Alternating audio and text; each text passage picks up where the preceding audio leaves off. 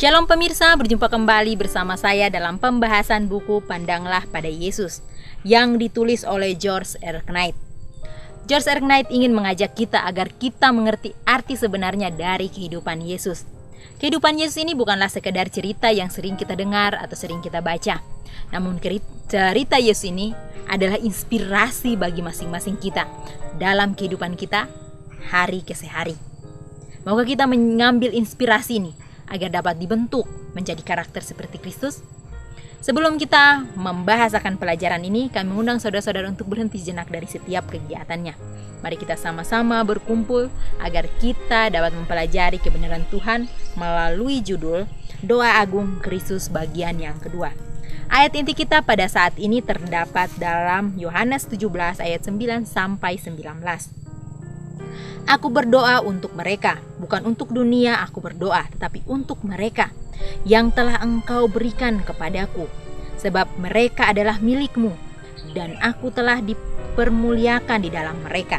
Ya Bapa yang kudus, peliharalah mereka dalam namamu, yaitu namamu yang telah Engkau berikan kepadaku, supaya mereka menjadi satu sama seperti kita. Aku tidak meminta supaya Engkau mengambil mereka dari dunia, tapi supaya Engkau melindungi mereka daripada yang jahat. Sama seperti Engkau telah mengutus aku ke dalam dunia, demikian pula aku telah mengutus mereka ke dalam dunia. Aku akan menguduskan diriku bagi mereka, supaya mereka pun dikuduskan di dalam kebenaran. Dalam bagian kedua doa agung yang merupakan klimaks pelayanan Yesus, Yesus bergeser dari dirinya kepada para muridnya. Dia mengetahui bahwa keperluan mereka akan banyak setelah dia pergi ke Bapa. Hal pertama yang perlu dicatat adalah dia tidak berdoa agar Tuhan mengambil mereka dari dunia. Sebaliknya, dia mengetahui bahwa dunia ini akan menjadi tempat pelayanan mereka. Oleh karena itu, doanya bukanlah agar mereka menemukan jalan keluar, tetapi lebih tepatnya ialah agar mereka mendapatkan kemenangan. Yesus tidak pernah mendukung bentuk kekristenan yang menguburkan diri dalam biara, tetapi kekristenan yang menjangkau keluar untuk membantu dunia yang sesat dan yang sudah merosot akhlaknya ke dalam kekacauan dan kekerasan hidup.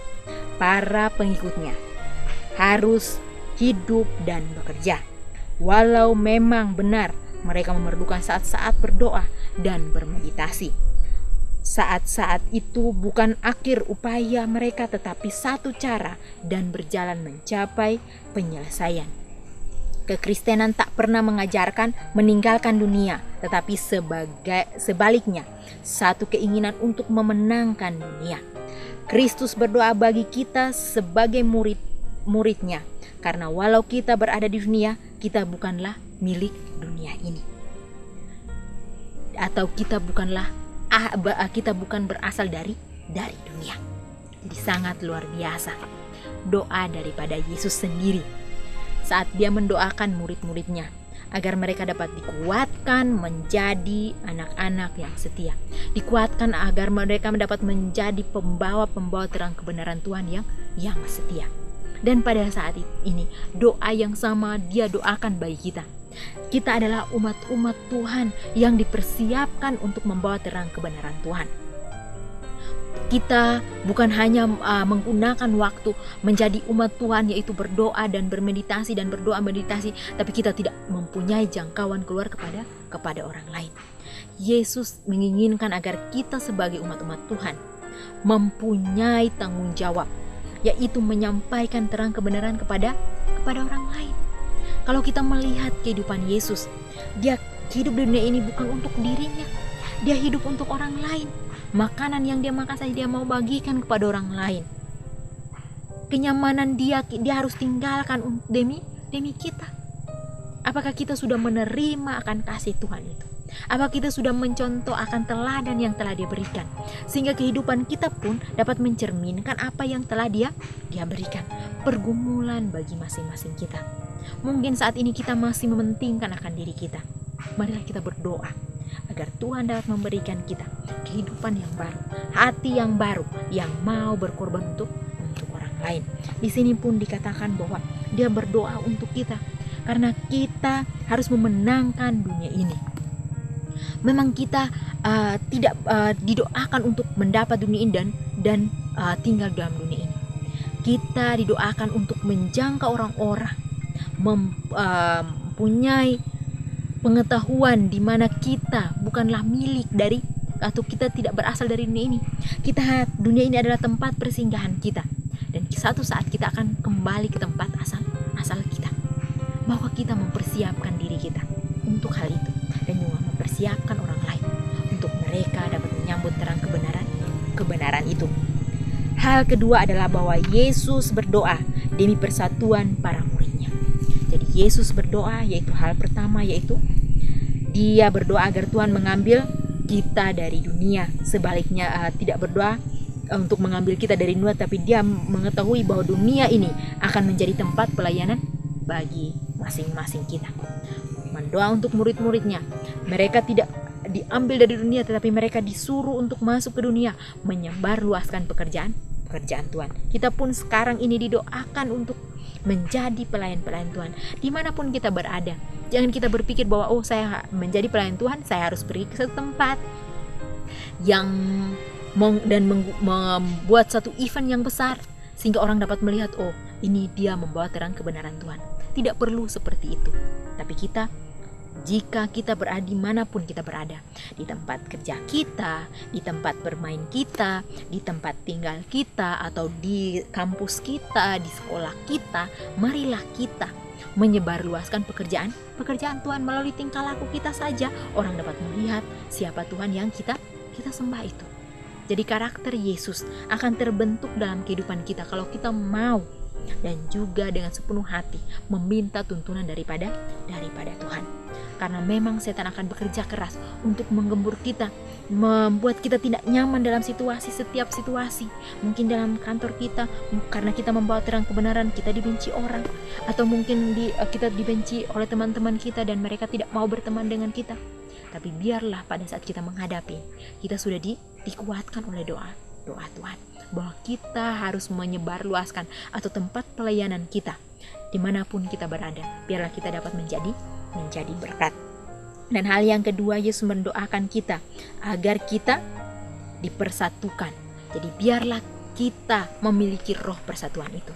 Yesus ingin agar saat kita menyampaikan terang kebenaran Tuhan, mungkin kita di satu gereja, atau di satu jemaat, atau di satu denominasi, atau satu kelompok, marilah kita bersatu. Karena melalui persatuan, melalui doa yang sungguh-sungguh, melalui persatuan itu kita akan dapat menyalurkan akan terang kebenaran Tuhan.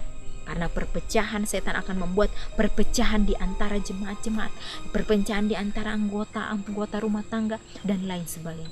Tapi marilah kita bersatu. Doa Yesus itu biarlah menjadi bagian kita untuk menjadi persatuan di antara masing-masing kita, sehingga kita dapat bersatu melanjutkan akan pekerjaan Tuhan. Dikatakan bahwa mereka tentu saja memerlukannya karena sudah menghabiskan banyak waktu untuk bertengkar mengenai siapa yang hebat di antara mereka.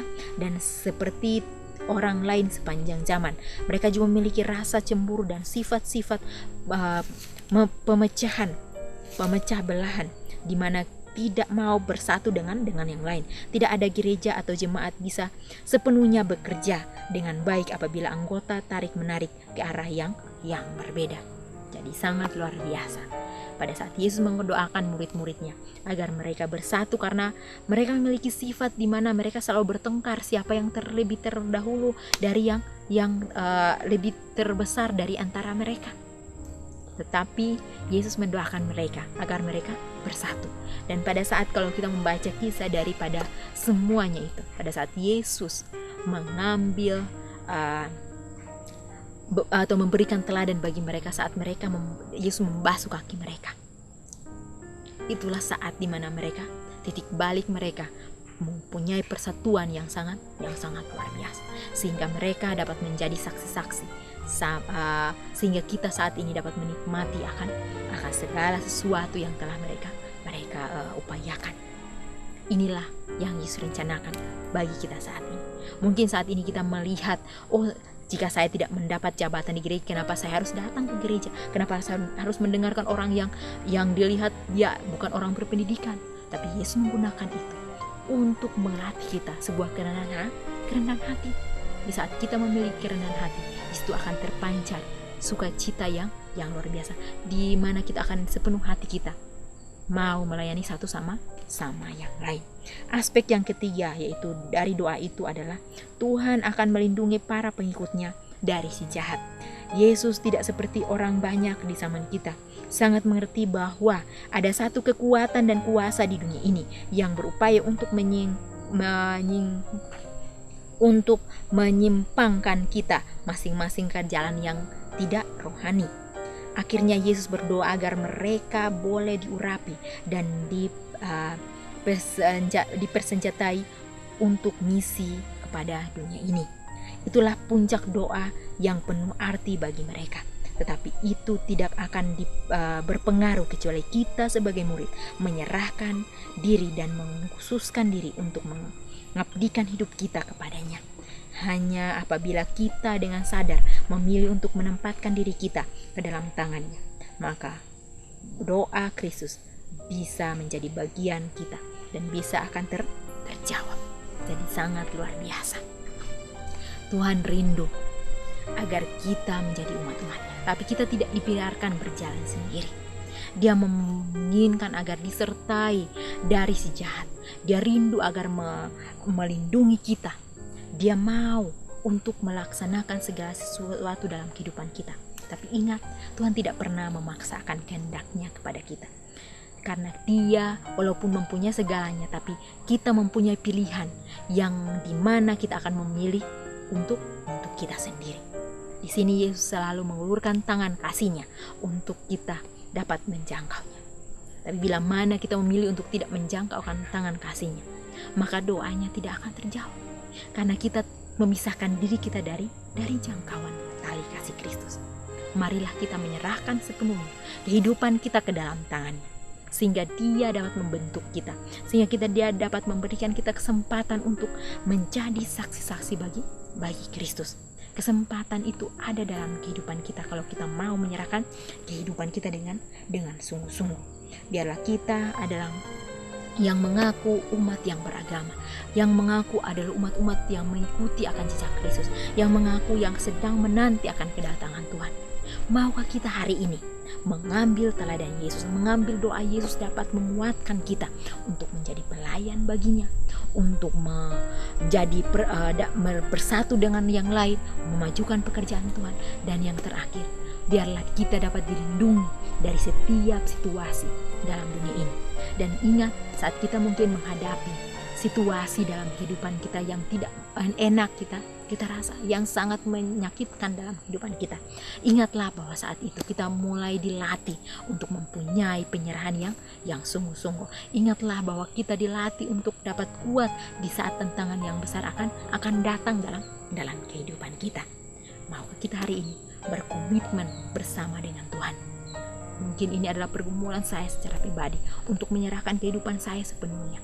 Mari kita saling mendoakan satu sama lain, saling menguatkan satu sama lain, sebagaimana Yesus telah berdoa bagi kita. Marilah kita pun dapat dipersatukan melalui doa-doa kita untuk memohon persatuan daripada Bapa yang di surga. Saat ini biarlah kita merenungkan ini dan ambillah komitmen untuk berjalan bersama dengan Tuhan, dan ambillah komitmen memiliki iman sebagaimana Yesus memiliki, tidak bergantung kepada siapapun, tapi dia bergantung kepada Bapaknya, dan dia keluar sebagai pemenang. Maka kita pun bergantung kepadanya, sehingga kita pun akan keluar sebagai pemenang.